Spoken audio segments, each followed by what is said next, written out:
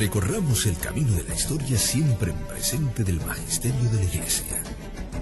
Sentencias de los papas y de los santos concilios, definiendo cuestiones de fe y de moral.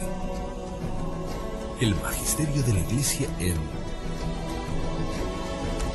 Custodios de la Fe. Por Cristiandad, un lugar para escuchar todo lo que es católico.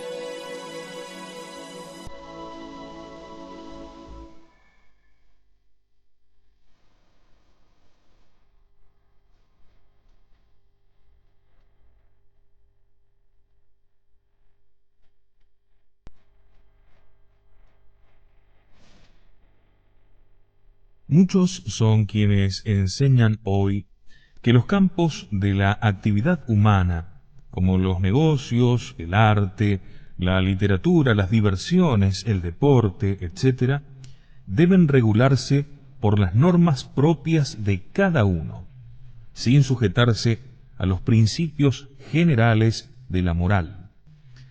Monseñor Antonio de Castro Mayer demuestra en su carta sobre los problemas del apostolado moderno, que data del año 1953, que dicha doctrina pertenece al ámbito de la que se suele definir como moral nueva, ya condenada por el Santo Padre Pío XII en el discurso del 23 de marzo de 1952, Acta Apostólica Sedis, 44 páginas 270. Niega la unidad teleológica del hombre y por ende la subordinación de todas sus acciones a un fin último. De ahí que niegue la subordinación de todos los sectores de la actividad humana a un conjunto superior de reglas morales aplicables servatis servandis a todas las ramas de la actividad humana. Esta nueva moral enseña que no son desaconsejables los baños, las piletas mixtas o públicas, las comidas campestres mixtas, los deportes promiscuos, los juegos deportivos femeninos en público, etc. Al contrario, se autorizó, se promueve y se favorece tales cosas entre los católicos, con miras, supuestamente, a hacer un apostolado, en no pocos colegios católicos inclusive. Monseñor Antonio de Castro Mayer recuerda que la moral de la Iglesia es inmutable, y lo que ayer era vanidad, ocasión próxima de escándalo o de pecado, lo sigue siendo hoy y lo será mañana. Por eso la Iglesia no aprobará nunca, jamás, la Santa Iglesia Católica no aprobará nunca, jamás los bailes modernos, las piscinas mixtas o públicas, los deportes promiscuos, los juegos deportivos femeninos en público, etc. Y alabará siempre a las personas que se abstengan de hacer trampas y de todo cuanto sepa a vanidad o mundanidad.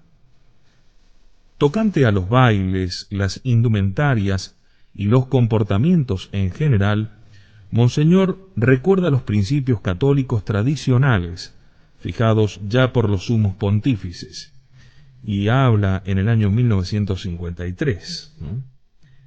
En cuanto a los bailes, el Santo Padre Pío XI se expresa así en la encíclica Ubi Arcano.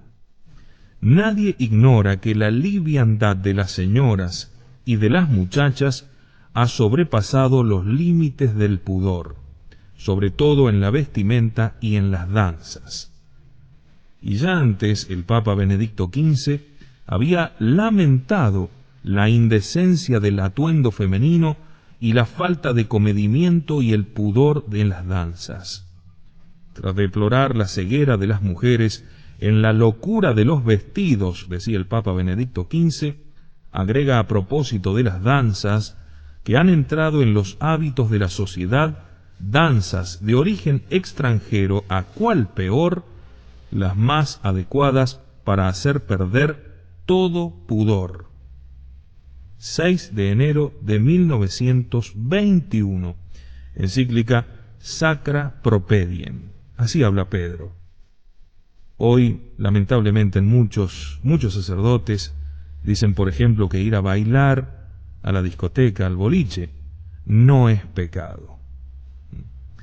Sigue diciendo el Concilio Plenario brasileño: mantengan los progenitores a sus hijas lejos de las competiciones públicas y de los concursos de gimnasia.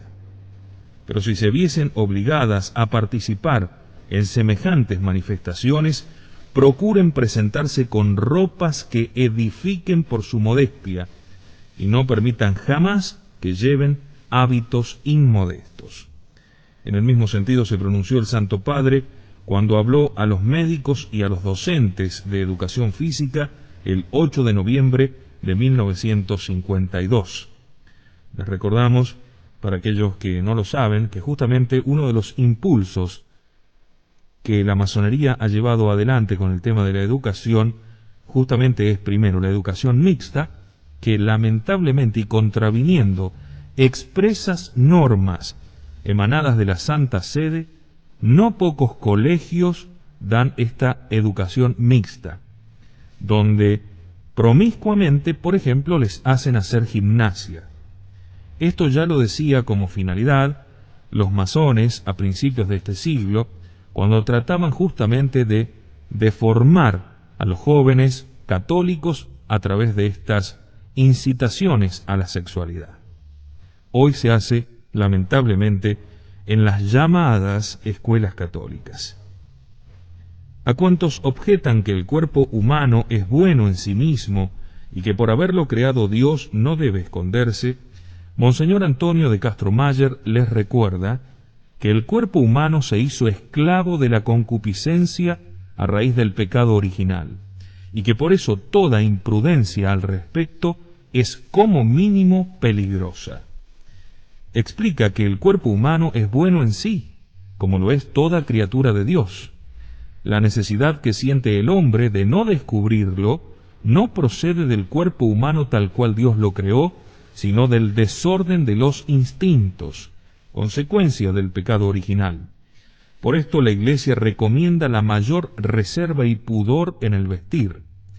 El sentido de vergüenza que se experimenta en la exhibición inmodesta del cuerpo humano no puede llamarse malicia sino pudor, pues distinguir entre el bien y el mal es todo lo contrario de un defecto, mejor dicho, constituye el fundamento de todas las virtudes. En consecuencia, reprender a cuantos se visten contrariamente a la modestia sirve para despertar en ellos no la malicia, sino todo lo contrario, la virtud. Por eso la ley de la Iglesia obliga a los sacerdotes a negar los sacramentos a las personas que se presentan vestidas con inmodestia. Sagrada Congregación del Concilio, 12 de enero de 1930. Le reitero, por eso la ley de la Iglesia obliga a los sacerdotes a negar los sacramentos a las personas que se presentan vestidas con inmodestia. La opinión que impugnamos considera la cuestión como si la humanidad no estuviese en el estado de naturaleza caída. Niega además la existencia de un bien y un mal objetivos. No estaría el mal, en el caso en cuestión, en un dato objetivo, la inmodestia en el vestir, ni en una transgresión del precepto que veda el vestir inmodesto, sino tan solo en el estado de ánimo subjetivo que ve inmoralidad en la desnudez. Esta es la nueva moral. A cuantos, bajo pretexto de apostolado, declaran lícito el ponerse en ocasión próxima de pecado, por ejemplo participando en las murgas de carnaval, Monseñor de Castromayer les recuerda la condena papal. La opinión que impugnamos parece quitar importancia a la existencia, dice Monseñor, para quien pretenda hacer apostolado al menos de una ocasión próxima de pecado. Así de claro. Recuérdese pues la condena fulminada por Inocencio XI contra el laxismo moral, 2 de marzo de 1679, entre cuyas proposiciones se hallan las siguientes. Proposición 63. es lícito buscar directamente la ocasión próxima de pecar por el bien espiritual o temporal nuestro o del prójimo. Y la otra proposición condenada, la 62, no hay que huir de la ocasión próxima de pecar cuando se da alguna causa útil u honesta para no huir. Esto se llama laxismo moral y está condenado por la Iglesia. Y aquí viene la pregunta: si acaso el boliche, si acaso ya lamentablemente los cumpleaños de 15, no se encuentran dentro de estas ocasiones próximas de pecar. Al ver que sí, claramente, y nadie lo puede discutir, entonces estamos en presencia del laxismo moral, claramente, por parte de aquellos que dicen que está bien. Y de estas ocasiones próximas de pecado grave por sí misma, se está muy cerca, claro, del pecado mortal. Sobre el controvertido tema de la educación sexual, Monseñor de Castro-Mayer enseña: en la preparación del joven para el matrimonio, deben tomarse en consideración ante todo las funestas consecuencias del pecado original que hacen a esta materia particularmente peligrosa en dicha edad. Por eso todo cuidado es poco a la hora de hacer comprender la importancia de los medios sobrenaturales, y siempre hay que evitar darle al asunto una publicidad inconveniente, es decir, contraria a la reserva con que deben tratarse dichas cuestiones. Al hablar de la vocación, de la elección del estado de vida y de los amores precoces que los laxistas quieren libres, Monseñor les dice a los educadores: en lo que atañe a la elección de estado, la acción de los educadores ha de consistir en estos puntos. Primero, instruir y ayudar al educando para que pueda efectuar una elección conforme a la voluntad de Dios. Segundo, impedir que el ambiente del colegio obstaculice las vocaciones que exigen mayor generosidad, como el sacerdocio y el estado religioso. En consecuencia, debe combatir enérgicamente los amoríos prematuros o los que no tengan por objeto el matrimonio, puesto que no serían sino sensualidad, igual de contraria tanto a la vocación sacerdotal o religiosa, como también a la preparación cristiana al matrimonio. Aunque los hombres por lo general se orientan hacia el estado conyugal, hay que tener en cuenta la vocación particular de cada educando. La opinión que impugnamos parece que quiere considerar el ambiente del colegio como destinado a formar a todos los alumnos para el matrimonio, sin tener en cuenta las vocaciones particulares al sacerdocio o al estado religioso. Además, es ambigua por no distinguir entre el amorío, que aspira al matrimonio en el futuro, y el que se propone solamente el mero deleite sensual. La ambigüedad de la opinión de Marras nace también del hecho de que no se distingue entre el amor precoz y el que se realiza a la conveniente edad. Ambigüedad tanto más peligrosa cuanto que la palabra amor o enamoramiento se presta a las interpretaciones más diversas. Y esto lo escribió hace 50 años. Por último, la opinión en cuestión prescinde del pecado original y supone por ello que todo lo natural es bueno también, proposición que puede admitirse sólo a condición de negar el dogma de pecado original. La opinión que denunciamos es un estímulo para la sensualidad y la indisciplina en los colegios por todo lo que contiene de ambiguo y de falso. Monseñor de Castro-Mayer rechaza también la teoría errónea según la cual la Iglesia debe seguir la evolución de la sociedad civil en las revoluciones sucesivas de carácter igualitario. Y en este punto nos viene a las mientes la afirmación del cardenal Ratzinger: el concilio sustituyó al sílabus, que condenaba al liberalismo, por un antisílabus, como es la Gaudium et Spes, que representa una tentativa de reconciliación oficial de la Iglesia con el mundo, tal y como ha evolucionado a partir de 1789. Esto lo dijo el cardenal Ratzinger, y según el mismo cardenal, hay que entender por mundo el espíritu de los tiempos modernos, antaño combatido, como vemos, pero ahora en cambio buscado adrede para el diálogo y la cooperación. cardenal Ratzinger, los principios de la teología católica. Monseñor de Castro-Mayer argumenta así: en los últimos siglos, el espíritu revolucionario ha llevado a cabo transformaciones continuas para destruir los poderes legítimos, vilipendiar la autoridad tanto política cuanto social o económica y nivelar todas las desigualdades legítimas. La Iglesia se opuso y continúa oponiéndose a tal proyecto histórico. Combatió al liberalismo en el siglo XIX y en los primeros decenios del XX.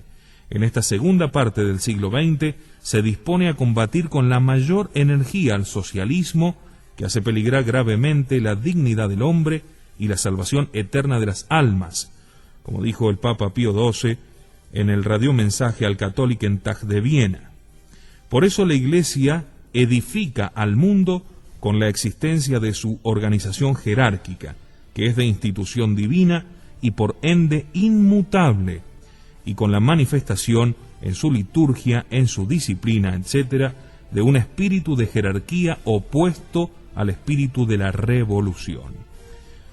En lo que toca a la máxima, el católico debe ser hombre de su tiempo, Monseñor distingue: el católico debe ser hombre de su tiempo y como tal ha de aceptar sinceramente las transformaciones y los progresos por los cuales nuestro siglo se distingue de los precedentes, pero a condición de que tales transformaciones y progresos sean conformes al espíritu y a la doctrina inmutable de la Iglesia y promuevan del modo mejor una civilización verdaderamente cristiana. Como conclusión de esta parte, dice: el católico de nuestro tiempo debe distinguir con mucho cuidado entre el bien y el mal, apoyando y favoreciendo todo cuanto está bien y oponiéndose intrépidamente a todo cuanto esté mal, valiéndose en especial de la técnica con miras al apostolado. El católico debe tomar posición contra los principios erróneos que ejercen un influjo preponderante en todos los campos de la vida moderna y hacer de ello su principal apostolado.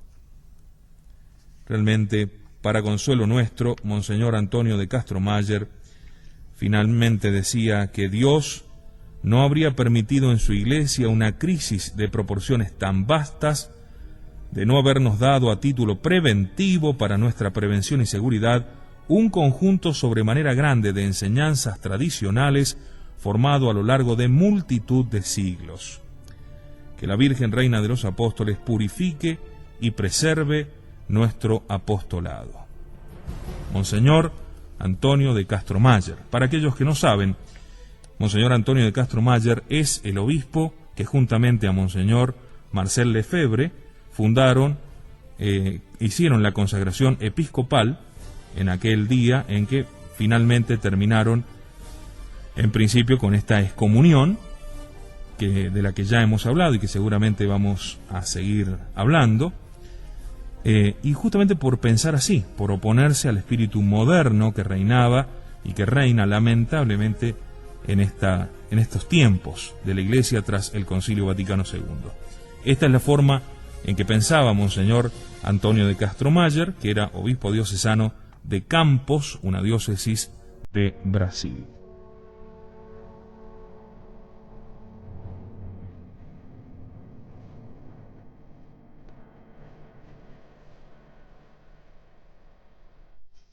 Justamente para dar una sensación de igualdad en el pensamiento y para que se conozca también esto de la crisis actual como fruto de la desobediencia al magisterio constante de la Iglesia, está esta palabra de Monseñor de Castro-Mayer y esta otra palabra que mucha gente nos ha preguntado, porque dice, todo el mundo habla de Monseñor Lefebvre, pero en definitiva, ¿qué pensaba Monseñor Lefebvre? ¿Qué era lo que decía Monseñor Lefebvre?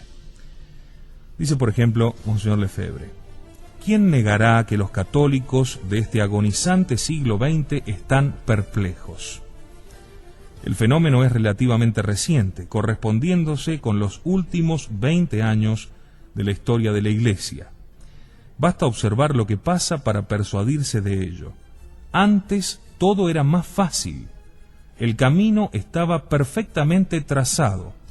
Para salvar el alma, la Iglesia hablaba, ¿Se seguía o no se seguía? ¿Se tenía fe o se había perdido o nunca se había tenido? Pero quien tenía fe, quien había entrado en la Santa Iglesia por el bautismo y había renovado sus promesas a los 11 años y había recibido el Espíritu Santo el día de su confirmación, sabía perfectamente lo que debía creer y lo que debía practicar. Hoy muchos lo ignoran. Se oyen en las iglesias tantos despropósitos, se hacen tantas declaraciones contrarias a lo que se había enseñado antes, que las dudas se han removido en los espíritus. El 30 de junio de 1968, en la clausura del Año Santo de la Fe, Su Santidad Pablo VI, ante todos los obispos presentes en Roma y ante millares de fieles, hacía una profesión de fe católica. En su preámbulo ponía en guardia a los fieles contra los ataques doctrinales que preveía. Decía el Papa Pablo VI, esto engendrará, como desgraciadamente ocurrió, sufrimientos y perplejidades en muchas almas fieles. La misma palabra se encuentra, dice Monseñor Lefebvre, en una alocución de Su Santidad Juan Pablo II, el 6 de febrero de 1981. Dice el Santo Padre, los cristianos de hoy se encuentran en gran parte perdidos, confusos, perplejos, más aún, decepcionados. Aquí el Santo Padre resume las causas de esta perplejidad diciendo: por todas partes se extienden ideas que contradicen la verdad revelada y siempre enseñada. Verdaderas herejías se han divulgado en los dominios del dogma y de la moral, suscitando dudas, confusión y rebelión. La misma liturgia no ha sido respetada. Esto lo dice el Papa Juan Pablo II. Sumergidos en un relativismo intelectual y moral, los cristianos se sienten tentados por un iluminismo vagamente moralista, por un cristianismo sociológico, sin dogmas definidos y sin moral objetiva. Y dice Monseñor Lefebvre, esta perplejidad se manifiesta constantemente a través de conversaciones, escritos, periódicos, emisiones radiofónicas o televisivas y en el comportamiento de los católicos.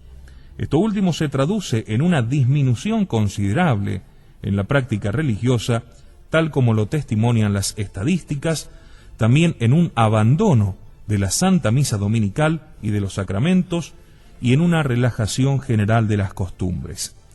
Como consecuencia nos preguntamos, ¿qué es lo que ha provocado este estado de cosas? Porque no hay efecto sin causa. ¿Por qué la fe de los hombres se aminora? ¿Por un eclipse de generosidad del alma? ¿Por un mayor deseo de felicidad? ¿O por la atracción que ejercen los placeres de la vida y las múltiples distracciones que ofrece el mundo moderno? Estas no son las verdaderas razones.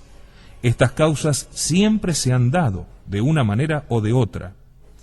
La rápida caída de la práctica religiosa se debe principalmente a un nuevo espíritu que se ha introducido en la Iglesia, espíritu que ha puesto en duda todo un pasado de vida de la Iglesia, de enseñanzas y principios cristianos que regían esa vida. Caudal de enseñanzas y principios que se basaban en la fe inmutable de la Iglesia, transmitidas por los catecismos, reconocidos y aceptados de manera uniforme por todos los episcopados. La fe se fundaba en certezas. Al derrumbarse éstas, se ha sembrado la perplejidad, dice Monseñor Lefebvre. Veamos un ejemplo, continúa diciendo. La Iglesia enseñaba, y todos los fieles creían, que la religión católica era la única verdadera. La razón, muy sencilla, había sido fundada por el mismo Dios, mientras que las otras religiones lo han sido por hombres. En consecuencia, el cristiano, por un lado, debe evitar relacionarse con esas religiones falsas y, por otro lado, hacer todo lo posible para llevar sus adeptos a la verdadera religión, que es la de nuestro Señor Jesucristo. Me pregunto, ¿esto sigue siendo verdad? Monseñor Lefebvre dice, me pregunto, ¿esto sigue siendo verdad? desde luego. La verdad no puede cambiar, de lo contrario nunca hubiera sido la verdad. Ningún dato nuevo, ningún descubrimiento teológico o científico, si es que se puede hablar de descubrimientos teológicos, jamás hará que la religión católica deje de ser la única vía de salvación. Pero he aquí que el mismo Papa asiste a ceremonias religiosas de estas falsas religiones, reza y predica en templos de sectas. La televisión transmite al mundo entero imágenes de estos contactos, y los fieles lógicamente no comprenden nada. Lutero arrancó pueblos enteros a la Iglesia, revolvió espiritual y políticamente a toda Europa, arruinó la jerarquía católica, el sacerdocio católico, inventó una falsa doctrina sobre la justificación y la salvación y una falsa doctrina sobre los sacramentos.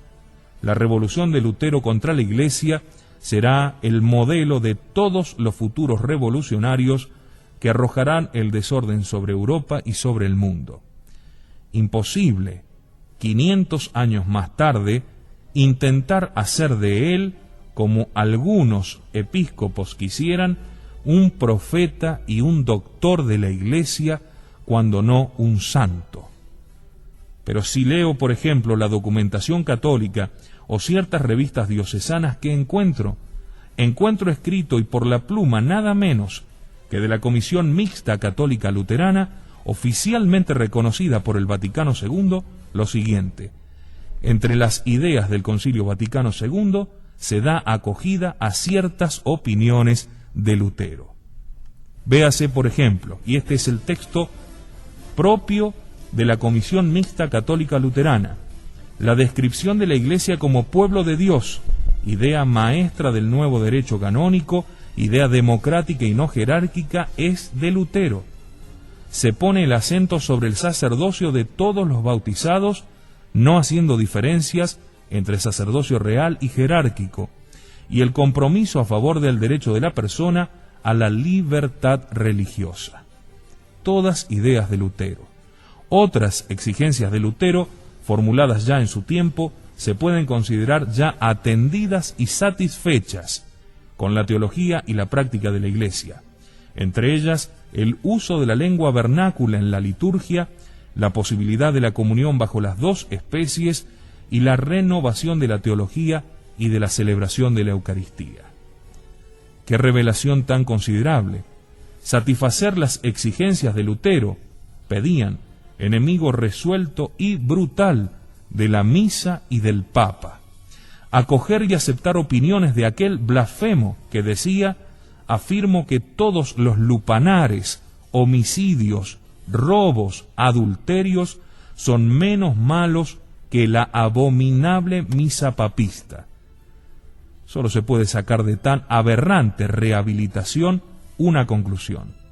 O bien hay que condenar al Concilio Vaticano II que las ha autorizado, o por el contrario es preciso condenar al Concilio de Trento y a todos los papas que desde el siglo XVI han declarado herético y cismático al protestantismo.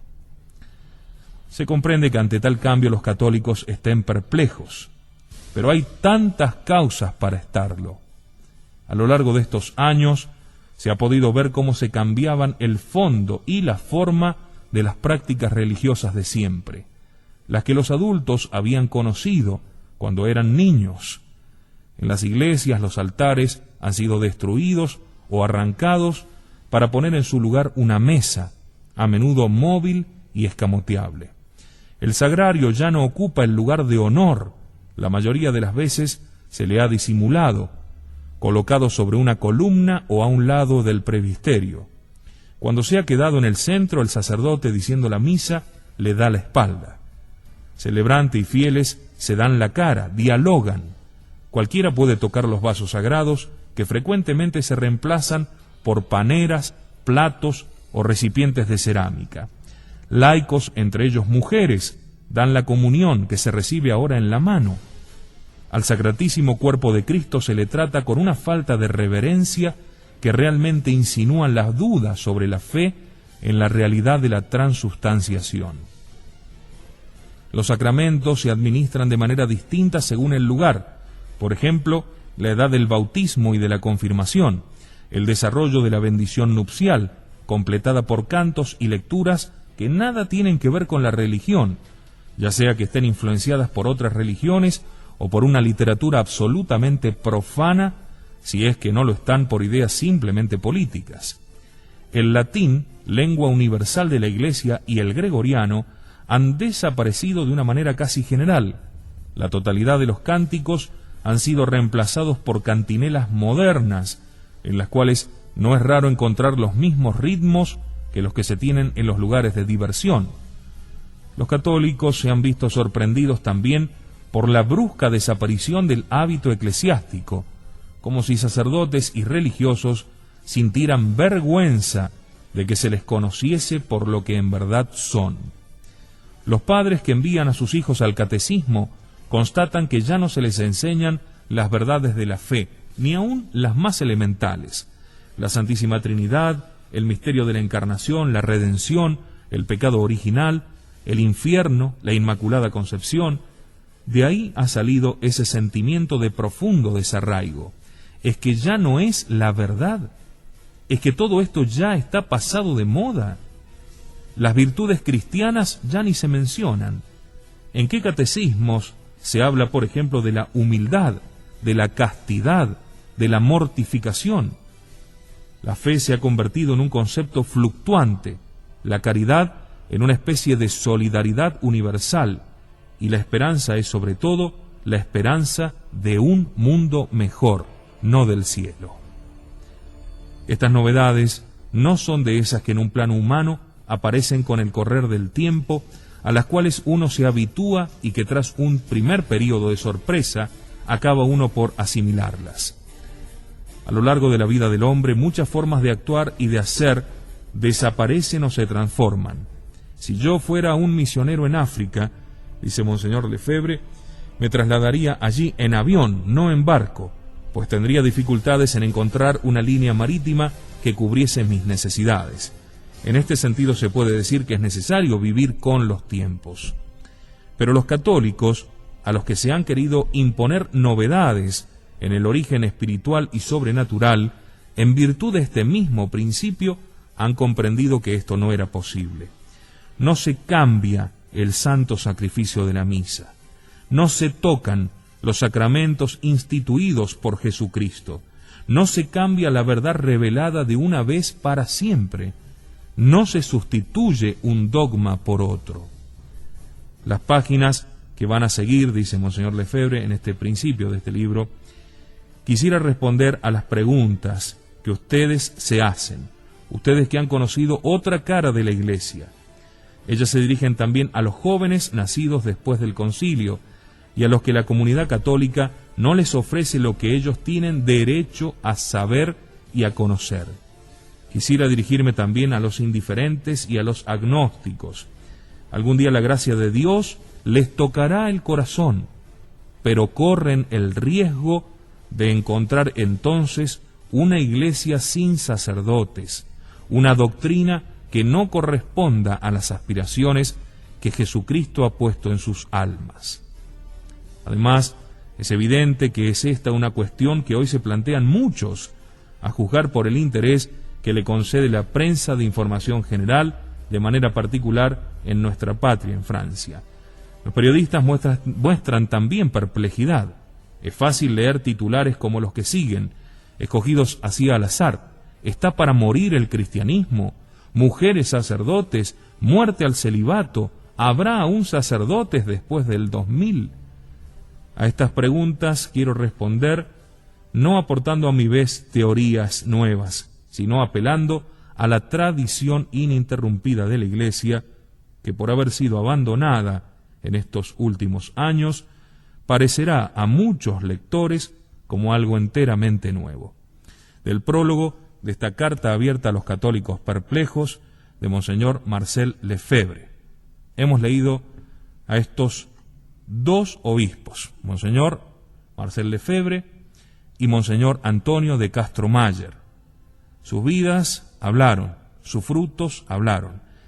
Sin embargo, están excomulgados en apariencia, mientras que Mariani, Laguna, por poner los ejemplos locales sin abundar demasiado, Mariani, Laguna, Farinello, Santurio, siguen diciendo lo que quieren, a través inclusive de los medios de comunicación, y los únicos excomulgados son estos por desobedientes. Es para pensar realmente dónde uno está parado, ¿no?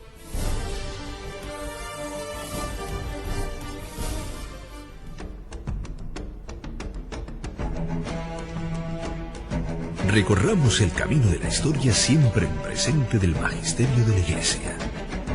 Sentencias de los papas y de los santos concilios, definiendo cuestiones de fe y de moral. El magisterio de la Iglesia en Custodios de la Fe. Por Cristiandad, un lugar para escuchar todo lo que es católico.